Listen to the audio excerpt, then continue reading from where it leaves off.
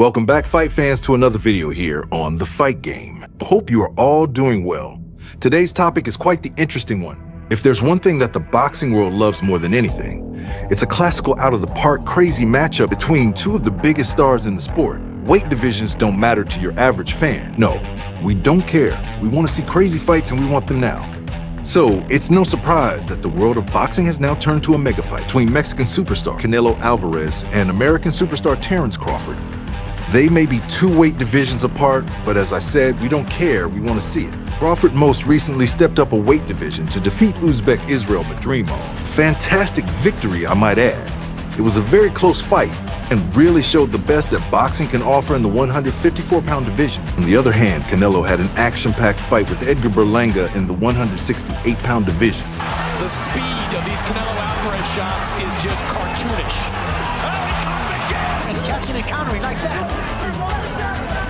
Lightning strike! Respect, absolutely. There's a man in Canelo allegedly recognizes another young beast. Superstars climbing weight divisions to fight other superstars. We've seen it with Manny Pacquiao and Oscar De La Hoya, with the lighter man winning the fight, by stoppage in fact. Canelo is, however, no stranger to guys moving up to his weight division. Recently, he defeated Charlo over 12 rounds, who also moved up from 154 pounds. Guard up, Canelo comes forward. Way inside, most of the times he would just hook his way home. However, this does give us valuable insight and perhaps adds some interesting elements to the fight. You were much stronger in this fight. When did you recognize it? No, I'm a strong fighter. All the time, with other fighters. I'm a strong man. This Canelo, nobody can beat this Canelo. And while Canelo did seem to be too strong for Charlo, he didn't knock him out. And many fight fans will agree when I say that Crawford is a league above Charlo. Charlo perhaps didn't seem to push to win. We know Crawford won't do that. He'll attempt to win that fight with every stretch of his being. So maybe a mega fight between Canelo and Crawford isn't that far-fetched. Let's not forget when Crawford gave a boxing lesson against Victor Postal. Let's not forget the trouble Erislandy Lara gave Canelo with slick footwork and movement.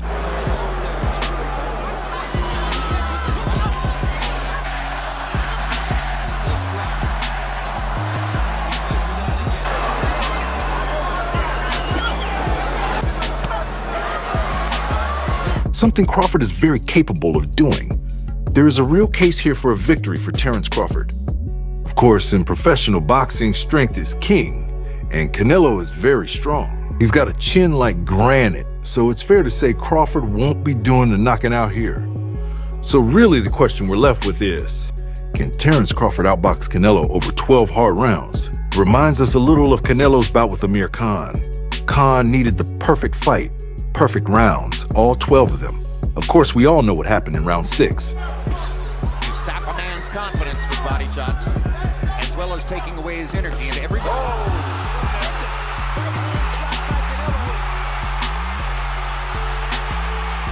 And Kenny Bayless is stopping the fight. But of course, Crawford is not Khan. Crawford actually stopped Khan with a body shot, also in round 6. He appealed for legacy. Defining fights like this is not new.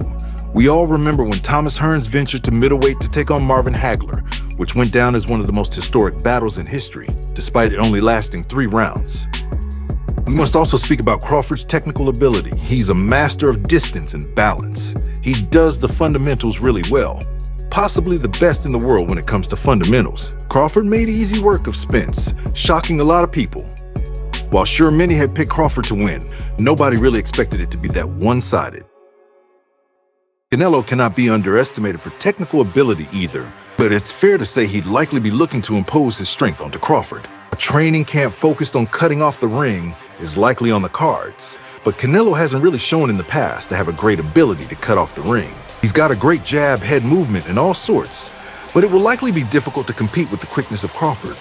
But pro boxing is 12 rounds, 36 rounds of fighting with weapons for gloves, and outboxing someone is much easier said than done. As Mike Tyson said, everybody's got a plan until they get punched in the face. We would likely see Crawford fight the whole fight in southpaw, as this adds extra distance. Erislandy Lara was a southpaw also.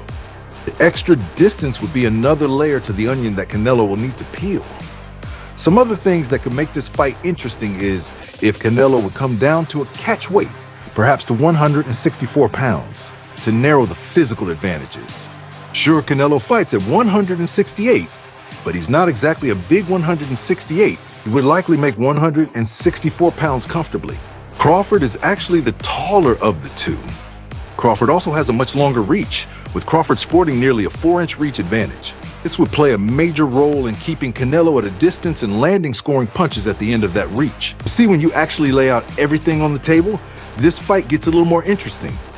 You've got Canelo, who's strong, sure, but he's had problems with movers in the past. Crawford is more than capable of implementing a hit-and-move game plan. He's got the speed to do it, the footwork. He's also got a longer reach. He's got the intelligence, the skill, the ring IQ. This fight is perhaps a much closer fight than many people are giving credit for. But we go back to the old saying, there's weight divisions for a reason. No such reach divisions, skill divisions, or height divisions. Weight matters, it matters a lot. Canelo is one of the sport's strongmen. He's a bully. He'll walk you down and break you up. He'll take 2 of your shots to land 1 of his own. Sure, reach is an advantage, but shorter limbs are more explosive, and you can expect Canelo to be throwing bombs for the full 12 rounds. Canelo would likely be the favorite. He's the reigning, undisputed super middleweight champion of the world, and we have to respect that he's got a record reminiscent of the old-time greats. The contrast in styles would sure be interesting to watch, though. You can imagine it, Canelo swinging with a power shot and Crawford quickly countering with speed and footwork. Crawford moving side to side, using lateral movement as Canelo hunts with his head movement. Each shot, wondering if it's going to be the on points. Can Canelo invest in the body early to slow Crawford's movement? It really is an interesting fight. Going up and becoming undisputed against Canelo. Whoo!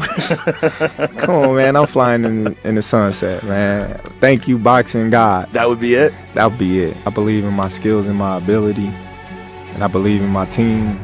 I believe we'll come up with something that will be suitable for me to be successful in that fight. That would probably be the biggest fight in boxing. That fight would be gigantic. One thing is for sure, we would all be tuning in to watch it. Boxing at the end of the day is a spectator sport. We want to spectate, and the crazier the spectacle, the better. But let's make sure we give this potential fight its credit, because it's a very dangerous fight for both boxers for different reasons. Canelo could get outboxed, it's possible. Crawford could get knocked out, it's possible. We can also talk about legacy. These two boxers are legends. Their legacies are on the line here. It would be an all-time great-making win for Crawford if he was to pull it off. Crawford also has yet to meet the man that can best him. The same cannot be said for Canelo. Both fighters are used to the spotlight, so I doubt there'll be any issues with either fighter in that department. They are seasoned veterans who are no stranger to high-pressure environments. However, it is true that Canelo is the more experienced boxer in mega-fight events. Who knows? Maybe it could turn out to be another historic trilogy. You never know until the two boxers step into the ring and show the whole world. Of course, that's why we want to see the fights, to really find out. So what do you guys think? Are you going with Crawford or Canelo in this one? Let me know in the comment section below. We hope you enjoyed this video, and we'll see you in the next video here on The Fight Game.